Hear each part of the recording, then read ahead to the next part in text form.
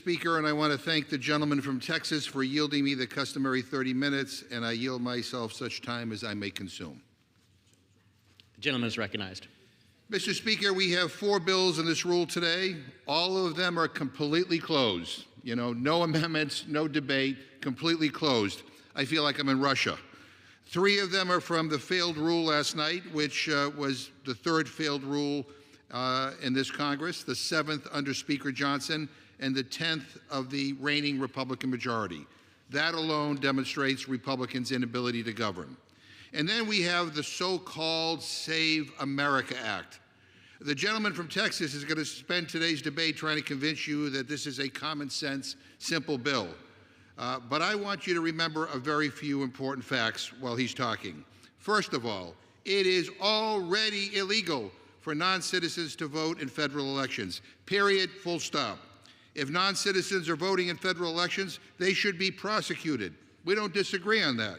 Second, nobody disputes the fact that voters should follow the law and indicate who they are. We agree on that too. Nobody's debating that on the floor today. What we are debating is whether we are going to believe the BS conspiracy theories cooked up by Donald Trump and MAGA Republicans about whether or not elections can be trusted in this country. And what we're debating is whether, in response to those lies, we're going to require Americans to go down to their county clerk, to take the train to City Hall, or to drive down to the registrar's office and jump through bureaucratic hoops just to register to vote. Who asked for more red tape? Did Jim Crow call? I mean, that's what this bill is about. It's not about voter ID. It's about voter registration. And it's about voter suppression. You know, we always tell people to vote, make their voice heard, participate in our democracy, right? Those are supposed to be good things. So why are Republicans passing a bill that makes it as hard as possible to vote? And I'll let them answer that question. But I guess it's about what I've come to expect from a party that no longer believes in democracy, though. Yesterday in the Rules Committee, I asked the chairman of the Committee on House Administration a simple question. Did Donald Trump win or lose the state of Minnesota in the last 3 presidential elections? I mean, not a curveball, not a difficult question. Of course, anyone living in reality knows the answer to this. Donald Trump lost Minnesota 3 times. But not Donald Trump. He continues denying election results.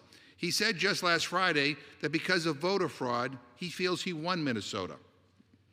And the Republican chairman of the House Administration Committee, the congressional committee which regulates federal election laws, couldn't give me a straight answer. I couldn't answer that question. He couldn't tell me if he agreed with Donald Trump. He wouldn't say who won Minnesota. He went through all kinds of contortions to avoid answering the question. I mean, this is a simple question. I mean, that is shocking, Mr. Speaker. I mean, you guys want America to trust you to write our election laws? America can't even trust you to tell us who won the election. Oh, and then here's another thing. One of the changes that were made, by the way, this bill didn't go through committee process. I mean, this is kind of rushed to the floor. All kinds of major changes have been made in the last week. But here's one of the major changes. This bill, if passed, was supposed to take effect in the year 2027. There's a change in this bill. It takes place immediately for this election. I mean, how is that going to happen? We have elections beginning in a matter of a few weeks. And you're expecting every state to be able to comply with all these new rules and regulations, like immediately? You know, this is about sowing chaos and confusion, because my friends on the other side know they're probably going to lose the next election, and they're going to lose big. And rather than live up to the reality or respect the voters, they're going to try to make up some conspiracy theory that the election was stolen, or undocumented migrants came in and voted against them. And here's the hard truth. You know, if Republicans want to know why people are losing faith in our elections, they ought to look in the mirror. They ought to look in the mirror. People are losing faith because Donald Trump, the election denier-in-chief, can't admit he lost. People are losing faith because Tulsi Gabbard and Kash Patel's FBI raided an election office based on recycled conspiracy theories in Fulton County, Georgia, and seized 2020 election results, even though it was Donald Trump who asked the Georgia Secretary of State to find 11,780 ballots so that he can win, even though he lost. And that's on tape. They're losing faith in our elections because they saw Pam Bondi trying to shake down Minnesota's state government, saying the administration would only withdraw ICE if Minnesota handed over their voter rolls to Trump's DOJ.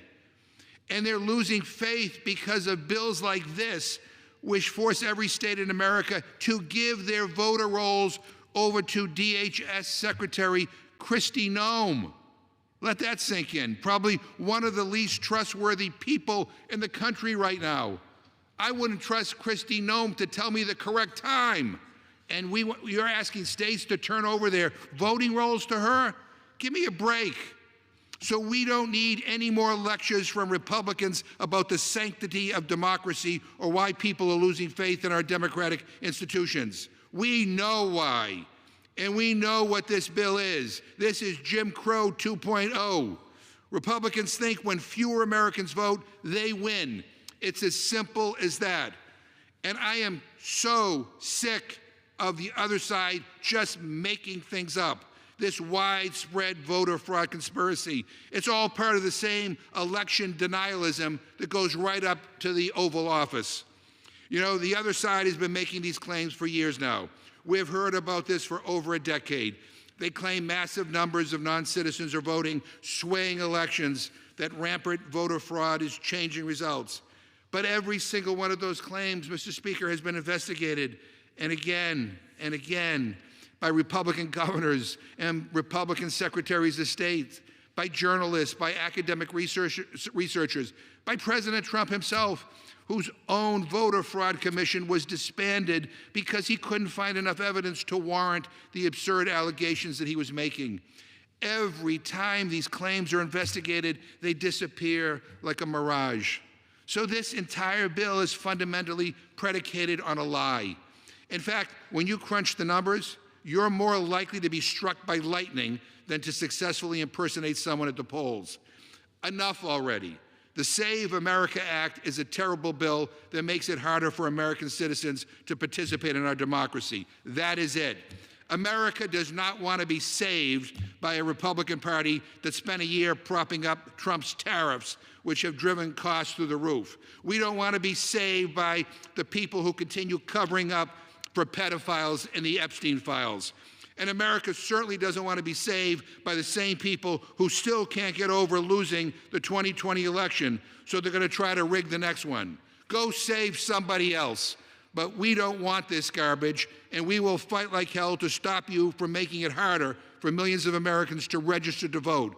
We know why you're doing this. It's because you're afraid you're going to lose in November. Well, too bad. Too bad. Either change your crappy policies or face the voters and deal with the consequences of your own action.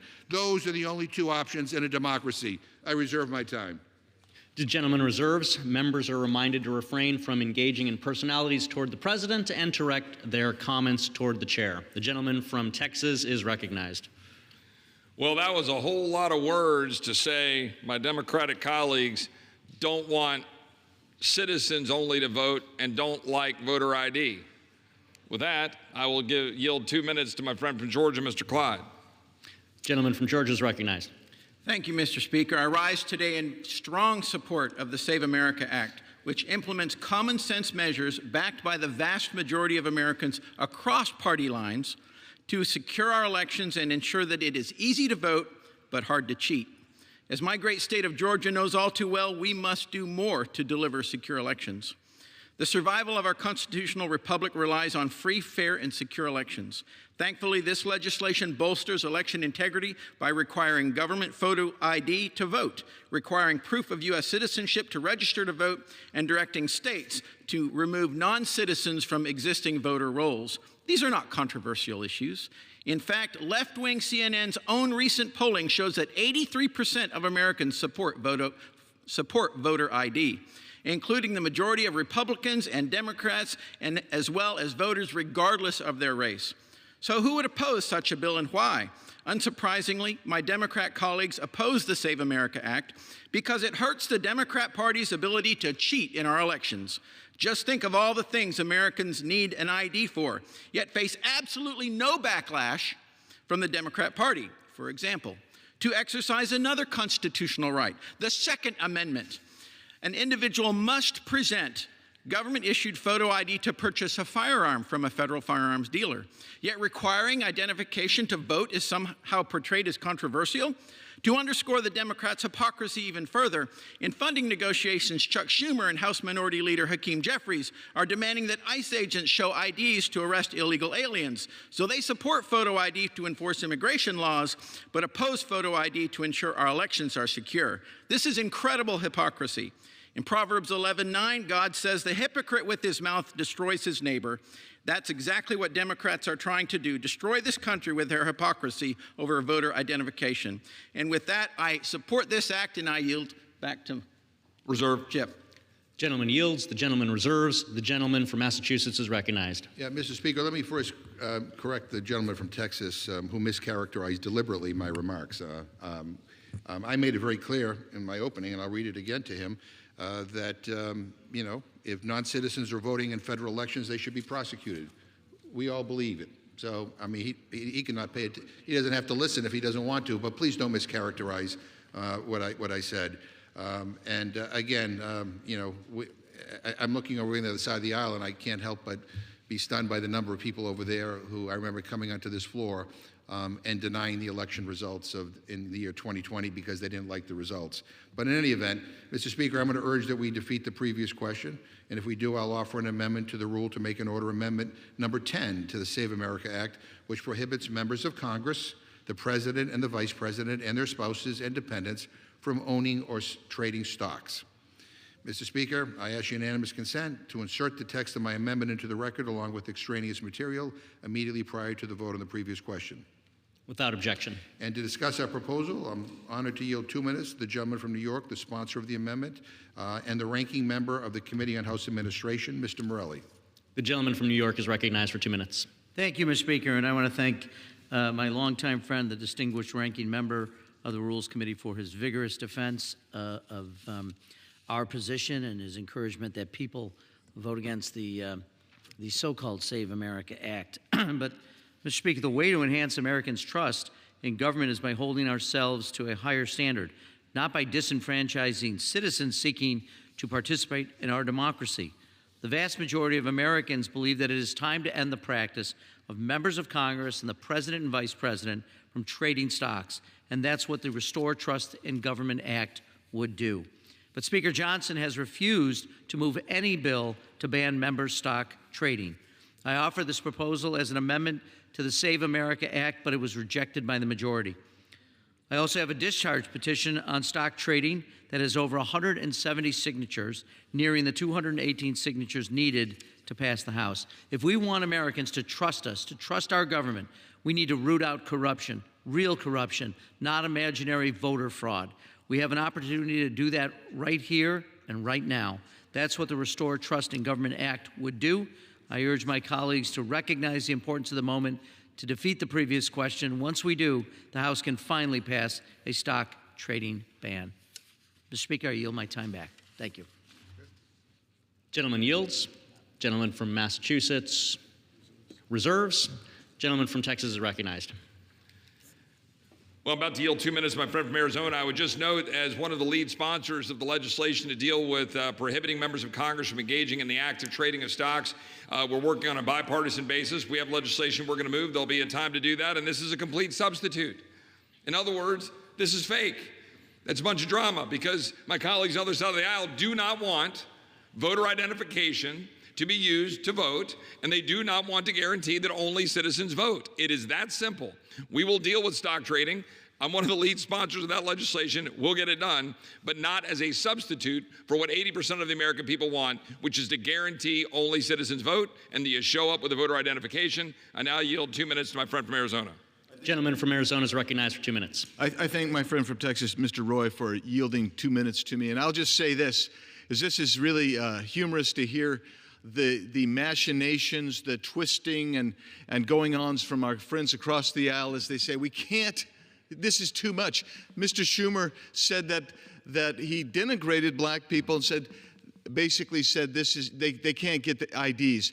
Kamala Harris said rural folks can't get IDs. It's just too hard. That's BS. They know it's BS. The American people know it's BS, which is exactly why. It's exactly why 85% of Americans say we need to do this. Now, let me just tell you, I come from a state is the most unique state in the country because we've been doing for years a requirement of proof of citizenship when you go to register for a state ballot. You got to do that in Arizona, and we've had no suppression. We're the only state that does it because the Supreme Court ruled that way. But somehow we can't do it for federal ballots? Think about that. For an alderman or a legislator in Arizona, you're going to have to show proof of citizenship to register to vote. Can't do it for the president, though. How absurd is that? We've had no problems. There's been no voter suppression. But you know what? They want to make it an issue because they don't want that proof. And you need to have that proof. Every American, really, every rational American anyway, knows it's not suppression, it's common sense. That's why you need to show ID when you vote. That's popular in Arizona. It's popular across the country. You need to show your citizenship when you register to vote. That's what has to happen in Arizona. It will work across the country. There's not a doubt in my mind. And so I urge passage of this bill, and I yield back to my good friend from Texas, Mr. Roy. Thank you. Thank you from Arizona, and I reserve. The gentleman yields. The gentleman reserves. The gentleman from Massachusetts is recognized. Yeah. Well, let's talk about common sense for a second. When the gentleman from Texas introduced this bill, the effective date was in 2027. And all of a sudden, because I think somebody, a right-winger on your side, did a tweet that caused all kinds of chaos, you moved it to be immediate, take effect immediately. Notwithstanding the fact that we have primaries beginning in some states in a matter of just a few weeks. I would just point out to the gentleman who just spoke, we have this thing called the Real ID. For 20 years we've been trying to implement it, spent billions of dollars trying to implement it, and still not everybody has it. And it's taken 20 years, and you're pushing all these new changes on states, and they have to do it in a matter of a couple of weeks? I mean, we all know what this is about. We all know what this is about. People see through this. This is not about protecting our democracy. It's not about preventing undocumented immigrants from voting. That's already illegal in this country. This is about sowing confusion and chaos because you know you're going to lose the next election. And really, what an underhanded way to deal with elections in our democracy. What an insult to the American people. Mr. Speaker, I yield 2 minutes to the gentlewoman from California, Ms. Simon. Gentlelady from California is recognized for 2 minutes. Thank you, Mr. Speaker, and thank you, Ranking Member. This bill doesn't secure elections. It shrinks the electorate, and I find it so interesting. In real time, we're having this conversation. When we talk about black voters, we're going to talk about black voters. This bill was written so poorly, it doesn't even take into consideration women of all races who have changed their names when they got married. It's ridiculous. It's been a federal crime, we know, for non-citizens to vote since 1996. Georgia audited 8.2 million voter registrations and found 20 non-citizens, 20. So that's the emergency. That's the emergency that justifies blocking 21 million American citizens who don't have the papers to fill what this bill demands, but we all know the history. Darnella Cavanis, my grandmother from Malvern, Arkansas, had to face the poll tax. After Reconstruction, nobody wrote race into a single suppression statute. They wrote poll taxes. They wrote literacy tests, good character clauses, race neutral on paper, but devastating in practice. The Save America Act sits in that tradition. I'll say it again, the Save America Act, it sits in that tradition. I have a 14-year-old daughter. I won't stand here and make voting harder for her when she decides to register to vote. You don't get to shrink the franchise. I urge a strong no from all of our colleagues who believe in a democracy that we were all promised. And I'll yield my time. Gentlelady yields. The gentleman reserves. Gentleman from Texas is recognized. I yield 2 minutes to my friend from Alabama. Gentleman from Alabama is recognized for 2 minutes. Thank you, Mr. Speaker. I rise today in support of this rule and the Save America Act, and am a co-sponsor of this bill. This essential legislation would require, as we've said, proof of citizenship when registering to vote and the presentation of a valid photo ID when at the ballot box. Currently, only 13 states do not require any form of voter ID. Having this requirement should be the standard, not the exception. My Democratic colleagues claim that requiring a photo ID to vote is too burdensome. Some say it's too difficult for rural Americans and will lead to voter suppression. I grew up in rural America. But the reality is that Americans use photo IDs every day to carry out basic tasks like opening a bank account, boarding a flight, checking into a hotel, renting a car, applying for a business license, for younger folks to buy alcohol, tobacco, or any other nicotine products, to sign a lease or a rental agreement, to get a marriage license, purchase firearms or ammunition, check in for jury duty, enroll in a college or university, purchase insurance, donate blood, all require a photo ID. I hope that people who don't have a photo ID don't get sick, because you need a photo ID to purchase things like Sudafed, NyQuil, Mucinex D. I hope they don't have to pick up a package at the post office, because you have to have a photo ID to pick up a package at the post office.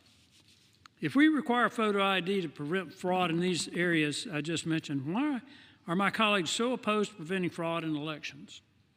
It's hard to argue that a photo ID is too much to ask for voting when Americans already use it routinely for far less important activities. Protecting election integrity should be a priority. I urge my colleagues to support this rule and the underlying Save America Act to secure elections. And, Mr. Speaker, I yield back. The gentleman Speaker, inquires how much time we have remaining.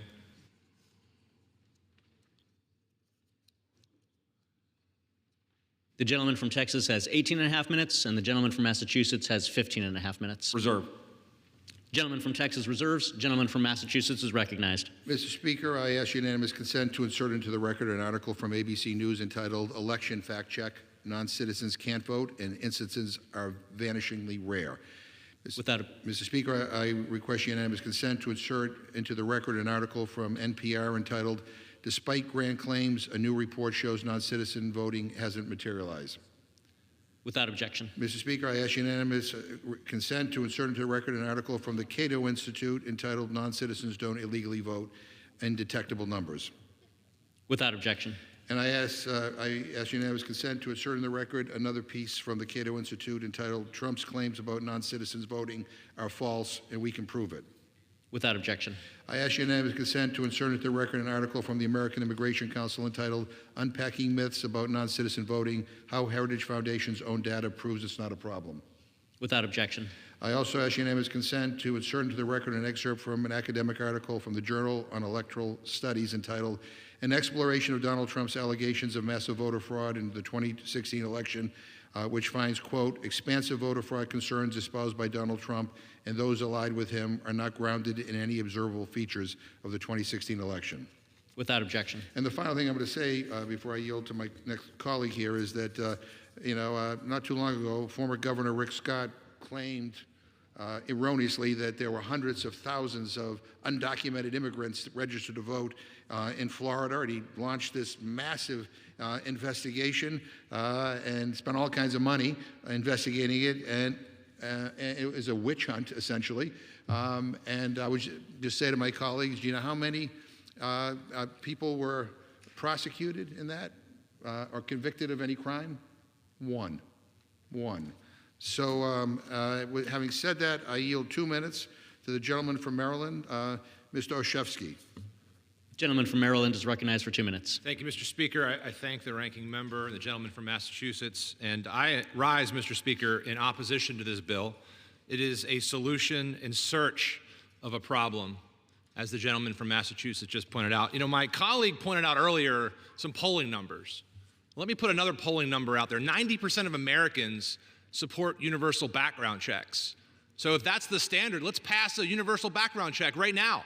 Let's save lives from senseless gun violence. On this bill, Republicans say we'll stop non-citizens from voting. But as the ranking member from Rules points out, nonpartisan studies, Mr. Speaker, have found that over 24 years and out of hundreds of millions of votes cast, there has been proof of this happening exactly 77 times. To be clear, voter fraud should be punished to the fullest extent of the law. We welcome conversations to do that, but that's not what this bill does. Indeed, if my colleagues were serious about election integrity, we would include protections for Americans voting overseas, like the brave men and women of our military. We would provide free, automatic IDs. We would allow same-day voter registration for eligible voters. And we wouldn't force married women to navigate even more bureaucratic obstacles, force states to turn over their voter rolls, actively discourage voting by mail.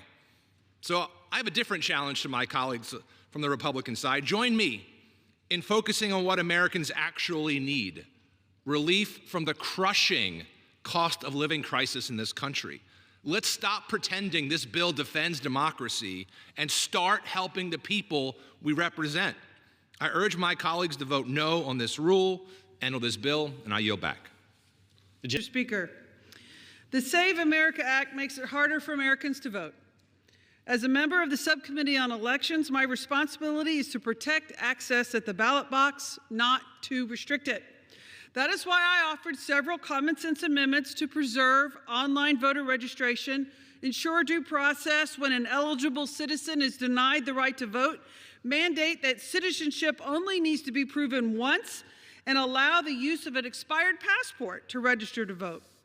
My amendments sought to limit the harm that this bill would cause and ensure that every citizen has accessible and secure way to register and cast a ballot. These seems normal to me. This isn't about ID. This is about access. This is about procedures that will minimize the inconvenience to the United States citizens to cast their ballot. Despite these facts, Republicans on the Rules Committee unanimously blocked these amendments from even being considered. That tells you everything you need to know. This isn't about making it easier for Americans to vote. It isn't about so-called election integrity. It's about tilting the playing field. Republicans are losing support because voters aren't buying their ideas. And instead of changing their policies, they're trying to silence the American people at the ballot box. It's not working for their rigged, gerrymandered districts. It's not working for this effort to try to preclude people from registering to vote. If you really cared about people registering to vote, you would have online voter registration. You would make it to where people didn't have to go to one registrar's office in the middle of a county only during working hours when they're working their own shifts and they're not able to get there. How are people expected to register to vote under these rules? If you really cared, you would open it up. You would make online registration the rule and the law of the land. It is shameful, it is undemocratic, and I urge my colleagues in this chamber to vote no on this bill, and I yield back.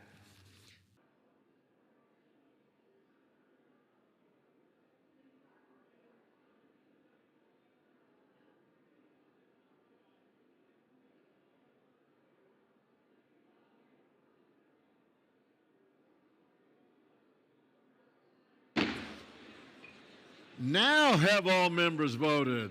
All right. On this vote, the yeas are 216, the nays are 214. The previous question is ordered. The question is on the adoption of the resolution as amended. Those in favor say aye. Those opposed say no. In the opinion of the chair, the ayes have it.